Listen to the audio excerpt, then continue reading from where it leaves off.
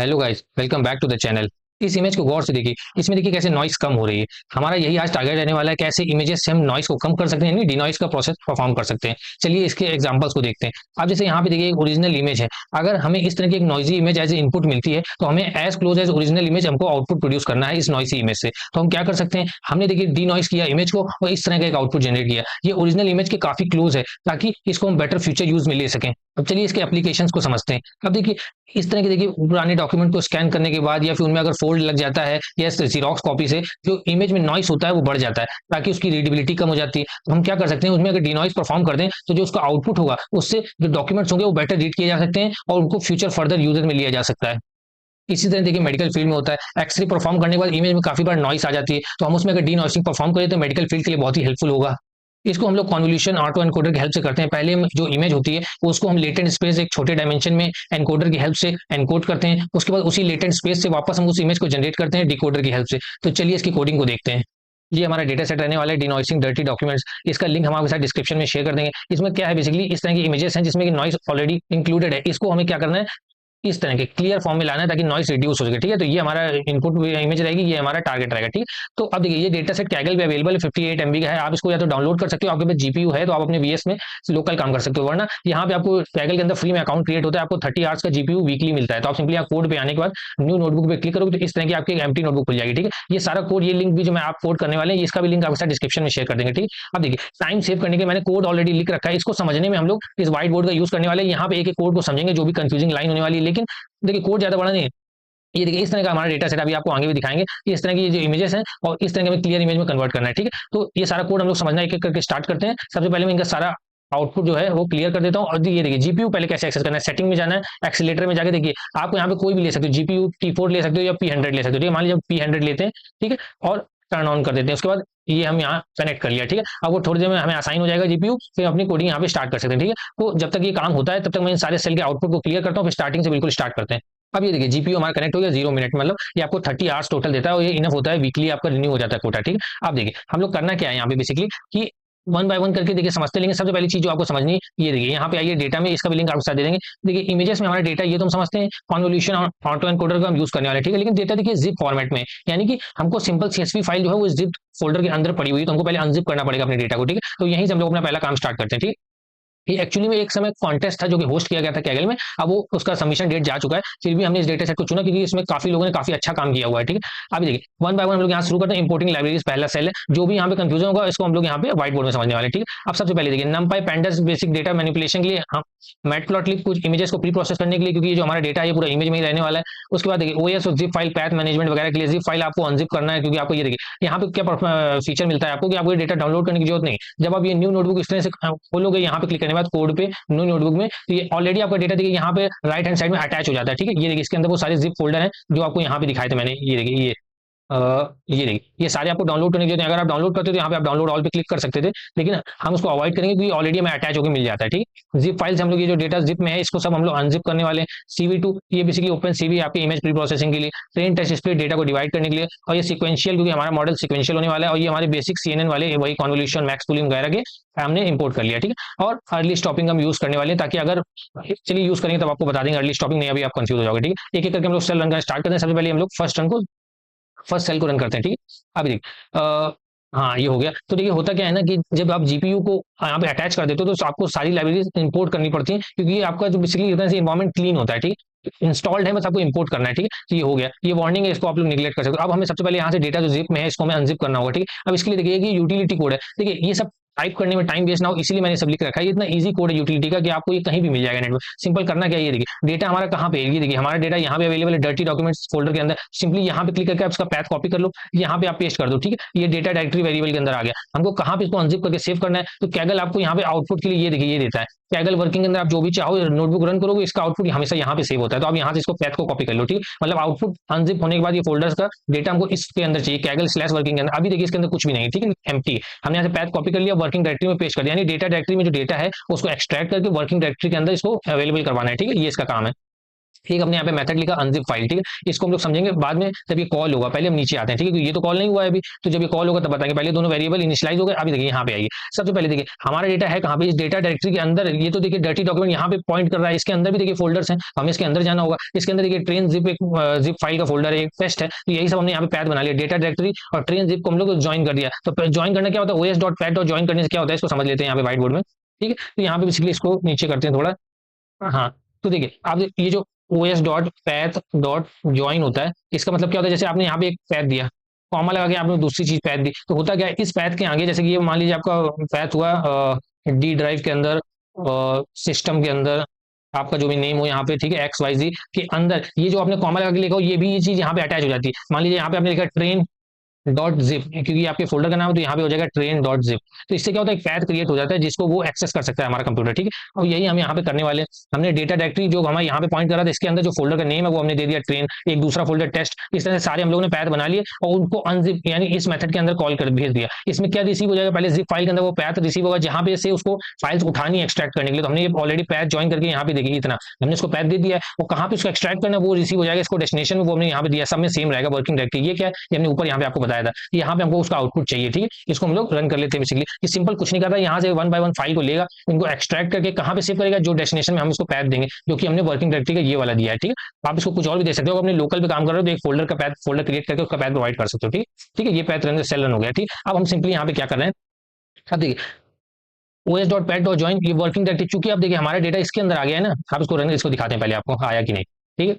थोड़ा टाइम लगेगा क्योंकि ये डेटा जो है इसका 212 MB का है, इसको लोड होने में टाइम लगता है, ठीक। सॉरी क्लिक नहीं हुआ लग रहा है, हाँ अब होगा। तो ये देखिए अब ये क्या है, CSV फाइल हो गई, ये पहले जिप थी, उसके बाद देखिए टेस्ट ट्रेन सब जिप में थे, अब देखिए फोल्डर आ गया, इनके अंदर हमारी फाइल हो गई। ट्रेन में क्लिक करते हैं तो देखिए जो फाइल है वो आ जाएंगे, ठीक है।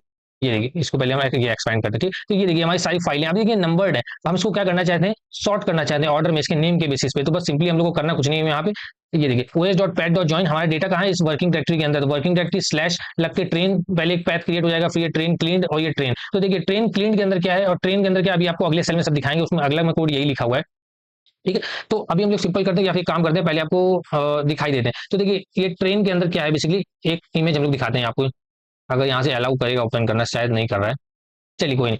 इसके नेक्स्ट सेल में ये कोड लिखा हुआ है यहाँ पे, सॉरी ये हमने इसीलिए इंटेंशनली लिखा है ताकि आपको डेटा सेट पहले थोड़ा सा बेसिक आइडिया दिखा दें किस तरह के डेटा सेट पे आप काम कर रहे हो, ठीक है। तो अभी हम क्या करते हैं, इसको अवॉइड करते हैं क्योंकि वो यहाँ पे एक्सेस नहीं दे रहा है अभी, ठीक है। अभी देखिए सबसे पहले हम क्या कर रहे हैं, os.pat.join के अंदर इसके, हाँ, एक एक करके फोल्डर का नेम देते हैं, उसको लिस्ट dir करने से क्या होता है, जितनी भी उसके अंदर फाइल होती है वो सारी लिस्ट हो जाती है, ठीक है। अब ट्रेन के अंदर देखिए कितनी सारी फाइलें, ये देखिए अभी आपको दिखा रही है, ये सारी फाइलें इसके अंदर लिस्ट हो जाएंगी os.list dir करते हैं। फिर उसको सॉर्टेड कर दिया, सॉर्टेड किस बेसिस पे होगा, इनके नेम बेसिस पे होगा। जैसे इस इमेज का नाम है 101 102, तो सबसे पहले इनके पहले कौन आएगा, 1 से शुरू होगा ना, 1 2 3 4, इस तरह से ऑर्डर्ड हो जाएंगी। तो वही हमने सॉर्ट कर दिया, और सॉर्ट करने के बाद ट्रेन इमेजेस वेरिएबल में हमने ले लिया, क्लीन इमेज में ले लिया, ये ट्रेन क्लीन वाला, और टेस्ट में इसका टेस्ट, और सारा आपको प्रिंट करके दिखा दिया किसमें कितनी इमेजेस आई। तो देखिए 144 इमेजेस आई हमारे ट्रेन वाले में, क्लीन में 144, क्योंकि सेम होनी चाहिए, क्योंकि ट्रेनिंग के टाइम आप क्या करते हो, ट्रेन इमेजेस जिसको करना है वो भी देते हो, और जो क्लीन इमेज है वो भी आप देते हो। इससे आपका मॉडल लर्न करता है, उसके बाद ही तो किसी आउटपुट इमेज पे आप आउटपुट चाहते हो, तभी तो वो प्रिडिक्ट कर पाता है। और 72 हमने अपना टेस्ट के लिए सेव करके रखा है, ठीक है। इसको एक बार फिर से रन कर देते हैं, ठीक।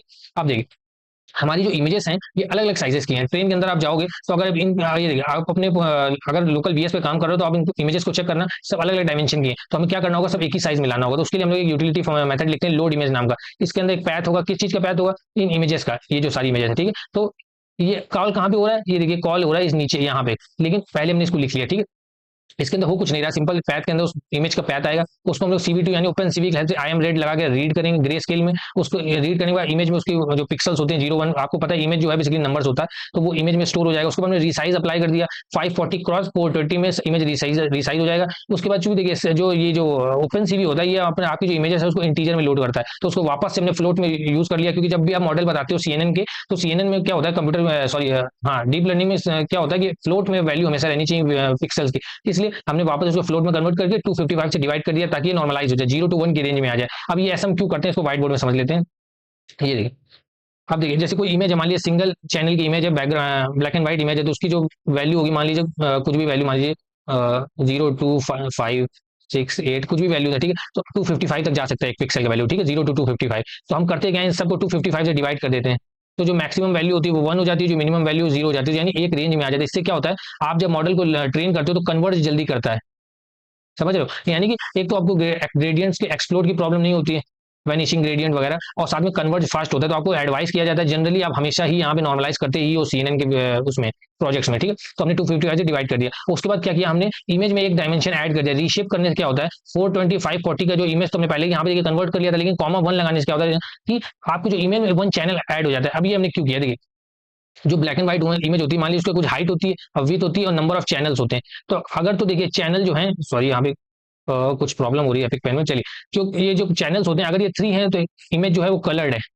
ठीक है। लेकिन अगर इसकी चैनल की वैल्यू 1 होती है, इसका मतलब वो ग्रे स्केल है, यानी कि ब्लैक एंड व्हाइट। तो हम यहाँ पे चैनल की वैल्यू को 1 सेट करना चाहते हैं, क्योंकि जो इमेजेस हैं स्कैन्ड डॉक्यूमेंट की ये सारी ब्लैक एंड व्हाइट ही है, इसलिए हाइट विद क्रॉस 1 1 क्यों, क्योंकि ब्लैक एंड व्हाइट। तो वही यहाँ पे हमने किया है, 420 हाइट हो गई, 540 डायमेंशन हो गया और 1 उसका चैनल हो गया, ठीक है। अब इसको हम लोग इनिशियलाइज कर देते हैं इस मेथड को, ठीक है। अब इसको कॉल कहाँ करना है, यहाँ पे। अब देखिए आपको बताया देखिए पैथ में हमें क्या प्रोवाइड कराना है, हमें बेसिकली इमेजेस का पैथ प्रोवाइड कराना है। तो इससे अच्छा कि हम 1 बाय 1 इनका यहाँ से पैथ कॉपी करके इसमें पेश करें, हम लूप का इस्तेमाल कर लेते हैं। तो for F name in train images. अब ट्रेन इमेजेस के अंदर क्या है, यहाँ देखिए हमने सारी सॉर्ट करके नेम के बेसिस पे हमें ट्रेन इमेजेस में ट्रेनिंग के लिए जो इमेजेस है वो सेव कर लिए, जो क्लीन इमेजेस है वो इसमें स्टोर कर लिए, जो टेस्टिंग के लिए वो इसमें यूज कर लिए। सबको हमें एक ही साइज में लाना होगा, तो एक ही काम करते हैं, तीनों ट्रेन इमेज, क्लीन इमेज और टेस्ट इमेज तीनों में एक लूप लगाते हैं। देखिए फॉर तीनों में सेम तरह से लूप लगा हुआ। उसके बाद देखिए एक पैथ क्रिएट करते हैं। क्या पैथ होगा, वर्किंग डायरेक्टरी, यानी इसके अंदर जाएंगे, ट्रेन के अंदर जाएंगे, इसके अंदर जाएंगे, और फिर जो इन इमेजेस का नेम है वो 1 बाय 1 करके लूप से हमको यहाँ मिलता जाएगा अंदर। इसको हम लोग लोड इमेज में भेजते जाएंगे। लोड इमेज में क्या जाएगा, बेसिकली इतनी चीज जाएगी, ये इसका पैथ है, ये अंदर का ये जो इतना है ये इसका पैथ है, ठीक है। ये यहाँ पे जाएगा पैथ,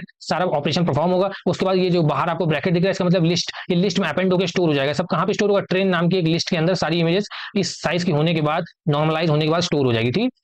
सिंपल कमेंट्स भी लिखे हुए हैं, आप इसको बाद में पढ़ सकते हो, ठीक है। तो यहाँ पे हमने क्या किया, इमेजेस को रिसाइज करके सबको स्टोर कर लिया, ट्रेन क्लीन और टेस्ट में, ठीक है। इसको हम लोग रन कर लेते हैं, ठीक है। अब यहाँ पे इमेजेस गई एक एक करके, सब रिसाइज हो गए, ठीक है। अब यहाँ पे वो बेसिकली कोड था जो यहाँ पे मैंने लिखा हुआ है, आपको एक एक करके इमेज इनको दिखाते हैं। थोड़ी सी इमेज आपको दिखाते हैं ट्रेन वाली, थोड़ी सी आपको इमेज दिखाते हैं ट्रेन क्लीन वाली, ठीक है। अब देखिए इसको रन करते हैं।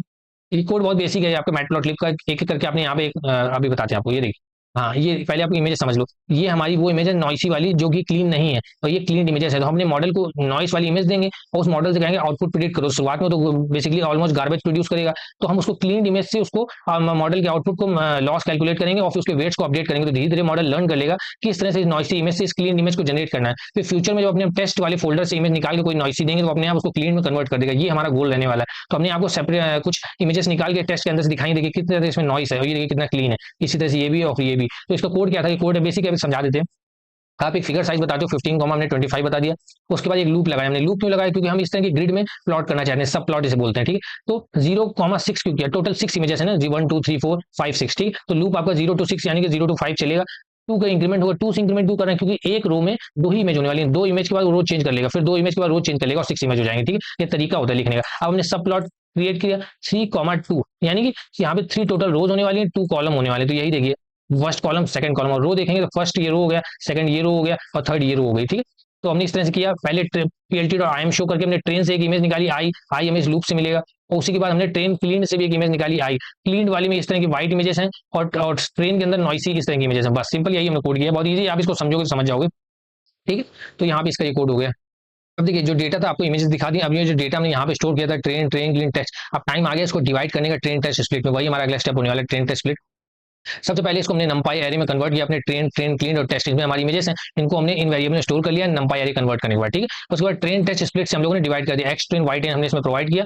अब टेस्ट साइज हमने क्या लिया 15, यानी 15% डेटा और टेस्ट के लिए स्टोर हो जाएगा, जो कि बेसिकली हमने वैलिडेशन वेरिएबल में ले लिया, क्योंकि टेस्ट के लिए तो हमारे पास है, वैलिडेशन के लिए हमने स्टोर कर लिया, ठीक है। और रैंडम स्टेट 42 आपने दे दी ताकि रिप्रोड्यूसिबिलिटी के लिए बार बार आप ये सेल रन करोगे तो आपका नया स्प्लिट नहीं लगेगा। अगर आप यहाँ पे 42 नंबर दोगे तो मेरा आपका स्प्लिट सेम लगने वाला है, ठीक है। इस सेल को रन कर लेते हैं।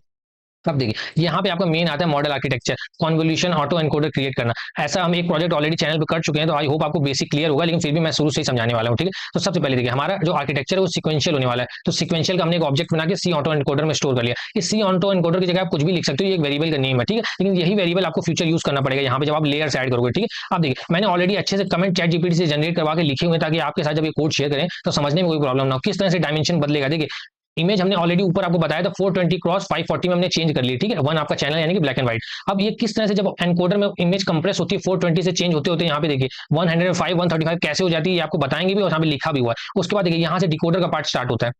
यानी इतना पार्ट आपका एनकोडर का है, उसके बाद ये डिकोडर कमेंट पड़ा हुआ है, ये आपके 2 लेयर डिकोडर के हैं और लास्ट में आपके आउटपुट लेयर है। ठीक, कैसे कहाँ पे डायमेंशन चेंज हो रहा है सब समझेंगे हम लोग। ठीक है, अब देखिए सबसे पहले सी ऑटो एनकोडर जो आपका वेरिएबल था, सिक्वेंशियल क्लास का ऑब्जेक्ट था, इसमें आपने एक ऐड किया डॉट ऐड। इससे करने से क्या होता है, एक लेयर ऐड किया आपने। ठीक है, आर्किटेक्चर होता है ना आपका, इसको एक समझते हैं, व्हाइट बोर्ड में समझ लेते हैं। ठीक, अब देखिए अब होता क्या है ना बेसिकली कि आपने यहाँ से नहीं समझ, आप जैसे लेयर वाइज आपका आर्किटेक्चर होता है, सिक्वेंशियल जो आर्किटेक्चर होता है वो हमेशा लेयर वाइज होता है। ठीक है, ये देखिए इस तरह से ये पहले से इसका जो आउटपुट होगा इसमें इनपुट होगा, इसका जो आउटपुट होगा इनमें सीक्वेंशियल रहता है, एक फंक्शनल भी होता है। आई होप आपने पुरानी वीडियो देखी हो, उसमें हमने फंक्शनल पे काम किया, लेकिन अभी कंफ्यूज नहीं होते हैं फंक्शनल में। ये आप समझ लीजिए कि सीक्वेंशियल इस तरह नहीं होता है, हो सकता है इसका आउटपुट यहाँ पे जा रहा हो, फिर एक लेयर यहाँ पे, उसका आउटपुट यहाँ पे भी जा रहा हो, फिर दोनों को आगे मर्ज हो जाए, ये फंक्शनल होता है। लेकिन इसमें हम कंफ्यूज नहीं, हमारा सीक्वेंशियल है, लेयर आफ्टर लेयर हम ऐड करते हैं। तो वही हम डॉट ऐड करने से क्या होता है, इस तरह की लेयर क्रिएट करते हैं। लेयर में कितने न्यूरॉन होने वाले हैं, कितने आउटपुट होने वाले हैं, ये हमें स्पेसिफाई करना पड़ता है। क्या फिल्टर का साइज होने वाला है, कितने फिल्टर होने वाले हैं, ये हमें डिसाइड करना होता है। ठीक है, अब ये देखिए सबसे पहले हमने ऐड किया एक लेयर, कौन 2D लेयर होने वाली है। सिंपल सीएनएन का भी आपने प्रोजेक्ट किया होगा, तो कन्वोल्यूशन लेयर क्या होता है, मैक्स पूलिंग लेयर क्या होता है, आपको पता होगा। ठीक है, इस इतना बेसिक में नहीं जाने वाले। ठीक, अब देखिए सबसे पहले कन्वोल्यूशन लेयर ऐड किया, 32 नंबर ऑफ फिल्टर्स होंगे हमारे, कर्नल साइज इन 32 फिल्टर्स का 3x3 होने वाला है। ठीक है, एक्टिवेशन रेलू कर रहे हैं हम हमेशा, बहुत पॉपुलर है यहाँ पे। पैडिंग सेम रहने की, यानी डायमेंशन चेंज नहीं होगा इसमें। और इनपुट शेप जो हमारा फर्स्ट लेयर में हमेशा हमेशा इनपुट शेप बताना होता है, मैं तो 420x540 हमारा इनपुट शेप है, और नंबर ऑफ चैनल्स हमारे 1 है, क्योंकि ब्लैक एंड व्हाइट इमेज ये हमने बता दिया। ठीक है, अब चूंकि हमने पैडिंग यहाँ पे देखिए सेम किया हुआ है और लेयर हमारी कन्वोल्यूशन है, तो 420x540 का जो साइज था ये वही रहेगा। तो वही आपको बताया हुआ है कि इसका जो आउटपुट होगा इस लेयर का वो 420,540 ही साइज में होगा। लेकिन चूंकि आपने फिल्टर 32 यूज किए, तो जो पहले 1 फिल्टर था आपका, यानी ब्लैक एंड व्हाइट इमेज थी, उसमें 32 फिल्टर आ जाएंगे। समझ गए? अब ये जो आउटपुट है 420,540x32, ये एज इनपुट जाएगा हमारी अगली लेयर में। अगली लेयर डॉट ऐड करने में हमने क्या जोड़ा, मैक्स पूलिंग लेयर। अब मैक्स पूलिंग लेयर में देखिए क्या है, 2x2 का फिल्टर है। ठीक है, अब देखिए यहाँ पे पैडिंग इसको टू सेम भले आपने किया है, लेकिन चूंकि ये मैक्स पूलिंग लेयर है तो इसमें तो डायमेंशन हाफ होना ही है। तो आपने भेजा क्या था, 420 और 540 आपका इनपुट है, तो 2 से डिवाइड कर दो, क्योंकि मैक्स पूलिंग क्या करता है बेसिकली, एक 2x2 के सेल से जब वो एक मैक्सिमम पिक करेगा तो जो उसकी साइज होगा वो हाफ हो जाएगा। तो वो ये देखिए 420 और 540 हाफ किया, तो 210 और 270 आ गया। ठीक है, नंबर ऑफ फिल्टर उतने ही रहेंगे, क्योंकि यहाँ पे देखिए नंबर ऑफ फिल्टर जैसी कोई चीज नहीं, वो कन्वोल्यूशन में होती है। उसके बाद इसका जो आउटपुट था, यानी कि ये एज ए इनपुट जाएगा इस अगली लेयर में। अगली लेयर में क्या, फिर से कन्वोल्यूशन 2D है, फिर से इसमें पैडिंग सेम है, तो क्या होगा, फिर से नहीं चेंज होगा। तो ये जो आउटपुट है ये सेम रहेगा, 210x270। लेकिन यहाँ पे फिल्टर नंबर ऑफ 16 हो गया। तो पहले क्या थे, यहाँ पे देखिए 32 थे, 32 से घट के हम 16 हो जाएंगे, क्योंकि यहाँ पे हमने 16 फिल्टर का यूज किया है। तो उसके बाद देखिए फिर से हमने मैक्स पूलिंग लगाई, तो फिर से हाफ हो जाएगा, ये 210 और 270 हो गया 105 135। अब देखिए यहाँ से हमारा डिकोडर आ गया, यानी पहले देखिए 420 से इमेज को हमने स्टार्ट किया, कंप्रेस किया, उससे फीचर एक्सट्रैक्ट किया, और कहाँ पे ले आए 105 135 क्रॉस में। ठीक है, अब इसको हम लोग एज ए डिकोडर में इनपुट देंगे सबसे पहले। अब ये देखिए ये क्या था, कन्वोल्यूशन 2D लेयर थी, लेकिन अब इसका उल्टा कर रहे हैं हम डिकोडर में। एनकोडर का उल्टा होता है, यानी इमेज छोटी है, इससे हमें रिकंस्ट्रक्ट करना है अपने ओरिजिनल साइज की इमेज को। तो हमने कॉन 2D ट्रांसपोज का यूज किया, नंबर ऑफ फिल्टर 8 यूज किया, कर्नल साइज 3x3 का होगा, स्ट्राइट 2 का होगा, और एक्टिवेशन रेलू पैडिंग सेम। अब देखिए यहाँ पे चूंकि हम क्या कर रहे हैं, इस तरह ये इनपुट देंगे और कन्वोल्यूशन 2D ट्रांसपोज है, तो इसको डबल हो जाएगा, 105 जो होगा इसमें 2 का मल्टीप्लाई हो जाएगा, 135 में भी 2 का मल्टीप्लाई हो जाएगा 210x270। ठीक है, अब इसके बाद अगली फिर से एक लेयर ट्रांसपोज करना है, क्योंकि 210 तो हमारा आउटपुट नहीं था, हमारा आउटपुट यही क्या था 420 था, इसलिए एक बार और करना पड़ेगा। तो हमने 210 से दोबारा कन्वोल्यूशन 2D ट्रांसपोज करेंगे, तो फिर से 2 का मल्टीप्लाई होगा, 420x540 हो जाएगा। तो ये आपका फाइनल डिकोडर का आउटपुट हो गया, जिसे हम एक आउटपुट लेयर में भेजेंगे, जिसमें नंबर ऑफ फिल्टर 1 होंगे। ऐसा क्योंकि हमने, क्योंकि देखिए यहाँ पे फिल्टर तो 16 है, ये एंड में देखिए, क्योंकि हमने 16 फिल्टर यूज किए थे। लेकिन हमने जब स्टार्ट किया था तब तो देखिए एक ही था, हमें वापस से एक फिल्टर में करना होगा ब्लैक एंड व्हाइट में, तो हमने यहाँ पे फिल्टर 1 दे दिया। तो वही यहाँ पे क्या हो जाएगा, एंड में जिसका आउटपुट आएगा ये तो वही रहेगा 420 540, ये देखिए यहाँ पे ये, लेकिन जो ये देखिएगा फिल्टर 1 है, इसकी वजह से यहाँ पे फिल्टर 1 हो जाएगा। तो हमारा वही आउटपुट हो गया जो हमने स्टार्ट में इनपुट दिया था। लेकिन बीच का जो प्रोसेस है, इसकी हेल्प से हमने फीचर्स को एक्सट्रैक्ट किया, इमेज को लर्न किया, नॉइस को रिमूव किया, और जो हमारा यहाँ से आउटपुट आने वाला है वो नॉइस के बिना वाला इमेज है, जो कि हमारा टारगेट भी रहने वाला है। ठीक है, अब इस पूरे को हम समरी आपको दिखाते हैं। सी ऑटो एनकोडर डॉट समरी करने से क्या होता है, किस तरह के आपके जो मॉडल में पैरामीटर होंगे हर लेयर में, वो आपको दिखाने लगा। अब ये देखिए ये आपके यहाँ पे वो इमेज का डायमेंशन आउटपुट शेप दिखा रहा है हर लेयर का, ये आपके टोटल पैरामीटर्स हैं हर लेयर में कितने हैं, इन सबको ऐड करोगे आप तो इतने 7000 आ जाएंगे। बहुत बड़ा हैवी पैरामीटर वाइज ये मॉडल नहीं है, तो ट्रेनिंग में ज्यादा टाइम भी नहीं लेगा। ठीक है, अब यहाँ पे सिंपल हमने मॉडल को अपने कंपाइल किया, सी ऑटो एनकोडर, ये वही सी ऑटो एनकोडर है जिसका आपने यहाँ पे ऑब्जेक्ट क्लास बनाया था सीक्वेंशियल का, तो इसी को हमें कंपाइल करना होता है। सी ऑटो एनकोडर डॉट कंपाइल किया, ऑप्टिमाइजर हमने एडम दिया, हमेशा हम देते हैं ज्यादातर लॉस, मीन स्क्वायर्ड एरर और मैट्रिक्स लॉस कैलकुलेट करने के लिए एमएई होगा। अब इसका लॉस देखिए कैसे कैलकुलेट होता है इमेज में, ये समझ लेते हैं मीन स्क्वायर्ड एरर कैसे कैलकुलेट होता है। अब ये देखिए जैसे कि एक इमेज है, ठीक है, इसके अंदर क्या होता है बेसिकली पिक्सल की वैल्यूज होती है। ठीक है, ये आपका ओरिजिनल वाला है, ये आपने प्रिडिक्ट किया है, ठीक है, आपके मॉडल ने, ये आपका ओरिजिनल है जो आपके पास गिवन है। ठीक है, ट्रेनिंग के टाइम आपको अवेलेबल होता है ना, तो आप इसके पिक्सल की कंपैरिजन इसके से मीन स्क्वायर्ड एरर निकालोगे। इस तरह से आप सारे पिक्सल का इसके पिक्सल साइज निकालोगे, एक आपको वैल्यू मिलेगी, वही आपका क्या लॉस होगा। उस लॉस के बेसिस पे आप वापस से अपने मॉडल का पैरामीटर चेंज करोगे, जिससे वो बेटर आउटपुट प्रेडिक्ट करेगा, फिर से आप उसका लॉस इसे कैलकुलेट करोगे, इस तरह से लूप में जाता जाएगा, आपका ये मॉडल जो है वो सीख जाएगा। ठीक है, तो ये यहाँ पे हमने इसके लिए मीन स्क्वायर्ड एरर यूज किया, मैट्रिक्स मीन एब्सोल्यूट एरर होने वाली है। अब अर्ली स्टॉपिंग क्या होता है कि अगर मॉडल आपकी एक्यूरेसी इंप्रूव करना कंटिन्यूअस कुछ इपॉक्स में जारी नहीं रखता है, तो वो क्या करते हैं, हम उसको अर्ली स्टॉपिंग कर देते हैं। तो मॉनिटर करेगा इस लॉस को, मीन स्क्वायर्ड एरर को, अगर वो 10 इपॉक तक तो मतलब इंप्रूव नहीं करेगा, तो वो उसको रिस्टोर, जो बेस्ट वेट होंगे उसको रिस्टोर कर देगा, वहीं पे उसकी ट्रेनिंग जो है कट कर देगा। ठीक है, अब इस अर्ली स्टॉप को हमें कॉल बैक में प्रोवाइड करना होता है, इस अर्ली स्टॉप को वो हमने यहाँ पे कर दिया। ठीक है, तो सी ऑटो इनकोडर जो हमने यहाँ पे कंपाइल किया है, इसको डॉट फिट किया अपने ट्रेनिंग वाले डेटा पे, वाई ट्रेन और एक्स ट्रेन में वैलिडेशन डेटा प्रोवाइड कर दिया, ताकि हर ट्रेनिंग में कुछ इपॉक्स के बाद वो वैलिडेशन डेटा के अगेंस्ट करता रहेगा। 200 इपॉक्स के रन कर रहे हैं, 16 हमारा बैच साइज रहने वाले हैं, 16 की इमेजेस में हमारी as a batch images train होंगी। कॉल बैक में हमने अर्ली स्टॉप दे दिया और वर्बोस 1 कर दिया। ठीक है, अब इसको हम लोग रन करते हैं, इससे क्या होगा, हमारी ट्रेनिंग स्टार्ट हो जाएगी, क्योंकि डॉट फिट किया है ना। ये देखिए स्टार्ट होगी, पहला इपॉक बहुत तेज होगा, क्योंकि बहुत पैरामीटर नहीं है, आई थिंक अराउंड 10,000 पैरामीटर है, ये देख सकते हो आप, 7,000 है। ठीक है, ये देखिए ट्रेनिंग स्टार्ट हो गई, जीपीयू है तो और भी तेज होगा। ठीक है, अब देखिए जीपीयू कनेक्ट है ना, देखिए हाँ ठीक है, तो धीरे धीरे होने लगा। ठीक है, 200 में ज़्यादा टाइम नहीं लगेगा। बस एक चीज़ आपको बता दें कि जो सी ऑटो इनकोडर और फिट किया है हमने, इससे करने से होता क्या है, जो भी ये देखिए आपको दिख रहा है लॉस, एमएई, वैलिडेशन लॉस, ये सब कुछ एज ए डिक्शनरी बना के वो हिस्ट्री डिक्शनरी के अंदर स्टोर कर लेता है। हिस्ट्री डॉट हिस्ट्री करके आप ये सब एक्सेस कर सकते हो, क्योंकि हिस्ट्री डॉट हिस्ट्री एक डिक्शनरी है, अभी आपको हमको बताएंगे जब प्लॉट करेंगे लॉस को। तो ये क्या होता है, ये सब कुछ आपको यहाँ पे नहीं समझ में आएगा, तो उसको प्लॉट करके देख सकते हो, कंपेयर कर सकते हो। ठीक है, तो ये सब यहाँ पे स्टोर हो जाता है हिस्ट्री वेरिएबल के अंदर। अब यहाँ पे इसकी ट्रेनिंग चली, कितने इपॉक हो गए, देखते हैं कहाँ से स्टार्ट हुआ है बेसिकली। ये देखिए वैलिडेशन लॉस आपका कितना था, 0.21 था।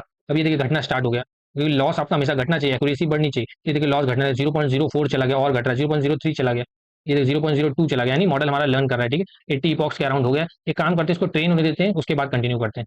ये देखिए ट्रेनिंग कंप्लीट होने वाली है। ठीक है, 196, 97, और यहाँ पे देखिए बहुत ही नीचे आपका 0.102 से घटते घटते कहाँ पे आ गया। ठीक है, लॉस ऑलमोस्ट कम हो गया, आप चाहो तो और ट्रेन करके देख सकते हो, बाकी क्योंकि अर्ली स्टॉपिंग लगी हुई है, कोई प्रॉब्लम नहीं होने वाली। ठीक है, तो ट्रेन हो गया हमारा मॉडल। अब हमें क्या करना है, एक बार यही जो आपको बताया था सारा लॉस वगैरह हिस्ट्री डॉट हिस्ट्री के अंदर स्टोर हो जाता है एज ए डिक्शनरी, तो हिस्ट्री डॉट हिस्ट्री करके आप लॉस, वैलिडेशन लॉस सब एक्सेस कर सकते हो। तो इसी को हमने क्या किया, इपॉक लॉस और वैलिडेशन लॉस को इपॉक वैलिडेशन लॉस में स्टोर कर लिया। सिंपल आपने मैट प्लॉट लिब की हेल्प से प्लॉट कर दिया दोनों को, बस सिंपल इपॉक वाई एक्सिस और एक्स एक्सिस में, सॉरी दिखाएंगे तभी आपको बेटर समझ में आएगा। ये देखिए वाई एक्सिस में आपका यहाँ पे लॉस लॉस आ गया, एक्स एक्सिस में आपके नंबर ऑफ इपॉक आ गया। तो जैसे जैसे देखिए स्टार्ट में बहुत तेजी से लॉस घटा, तो ये धीरे धीरे लॉस घटना कम हो गया, क्योंकि हम ऑलरेडी अच्छा रिजल्ट प्रोड्यूस कर रहे थे, तो लॉस ज्यादा आ नहीं रहा था। ठीक है, तो ये देखिए जैसे जैसे इपॉक है यहाँ पे प्लेटो होने लगा। ठीक है, तो ये तो हमारा तरीका होता है हिस्ट्री और हिस्ट्री करके अपना लॉस वगैरह को प्लॉट करने का। ठीक है, ये हो गया। अब लेकिन चूंकि हमारा मॉडल ट्रेन होने के बाद सी ऑटो एनकोडर वेरिएबल में स्टोर है इसके अंदर, तो हमें प्रिडिक्शन भी करना होगा अपने टेस्ट डेटा में। तो C autoencoder dot predict X test आप करते हो, 16 के बैचेस में डेटा जाएगा, प्रिडिक्शन होने के बाद जो इमेजेस आएंगी वो वाई प्लेट में स्टोर हो जाएगा। ठीक है, इसको हम लोग रन करते हैं, वाई प्लेट में हमारा डेटा टेस्ट इमेज में जो आया है वो स्टोर हो जाएगा। ठीक है, आ गया। अब हम क्या करते हैं, इन इमेजेस को प्लॉट करते हैं सेम उसी तरह जैसे हमने ऊपर किया था। ये देखिए कुछ भी हम नया नहीं कर रहे हैं, ऊपर ऑलरेडी जब आपको इमेजेस को हमने प्लॉट करके दिखाया था, तो इसी तरह का हमने सब प्लॉट यूज किया था। ये देखिए ये ये देखिए दो लूप लगा के हमने, सॉरी एक लूप के अंदर दो हमने सब प्लॉट यूज किए थे, और सारा आपको प्लॉट करके दिखाया था, वही हम लोग यहाँ पे यूज करने वाले हैं। ठीक है, ये देखिए सिंपली आपको बस इसका फर्क क्या होगा, आपका टेस्ट इमेज जिस पे आपने इसको प्रेडिक्शन करवाया ओरिजिनल इमेज, साथ में जो आपका प्रेडिक्शन स्टोर हुआ है आके वाई प्रेड में, इस वेरिएबल में इससे इमेज निकालेंगे, वाई प्रेड से एक इमेज निकालेंगे, और जिसके अगेंस्ट हमने प्रेडिक्ट किया उसको हम निकालेंगे, दोनों को हम लोग प्लॉट कर देंगे। कलर मैप ग्रे किया क्योंकि ब्लैक एंड व्हाइट है। ठीक है, इसको हम लोग रन कर देते हैं। अब हमारा आउटपुट जो हमने प्रेडिक्ट किया है और साथ में ओरिजिनल दोनों आ गया। अब ये देखिए यहाँ पे देखिए कितनी नॉइस थी, ब्लैक कलर देखिए कितना है, इसको कितना इंप्रूव कर दिया इसने। सेकंड देखिए इसमें देखिए फोल्ड्स भी लगे हुए हैं, और ये ब्लैकनेस कुछ अजीब सा इसमें डॉक्यूमेंट देखिए बिल्कुल क्रिस्टल क्लियर आ गया। थर्ड वाला भी देखिए इसमें फोल्ड है और नॉइस है, इसको भी क्लियर कर दिया। तो हमारे मॉडल ने काफी अच्छा लर्न किया। आप चाहो तो इसको और इपॉक्स के लिए ट्रेन करो, हो सकता है आपका मॉडल थोड़ा और बेटर रिजल्ट दे। ठीक है, तो आप इसको ट्राई करके देखना है, इसका कोड आपके साथ लिंक में शेयर कर देंगे, डिस्क्रिप्शन में आपके साथ लिंक होगी, आप इसको ट्राई करके देखो। ठीक है, कुछ भी आपको प्रॉब्लम हो किसी लाइन में या कुछ लाइब्रेरी के वर्जन मिसमैच में, तो आप इसको कमेंट करना, आपको बता देंगे। वैसे मैं आपको एडवाइस करूंगा आप इस कैगल के अंदर ही करो, फ्री रिसोर्स मिलते हैं, और डेटा भी यहाँ पे ऑलरेडी अटैच हो जाता है, आपको डाउनलोड करने की जरूरत नहीं पड़ेगी। ठीक है, तो आई होप करते हैं आपको समझ में आया होगा। Thank you guys.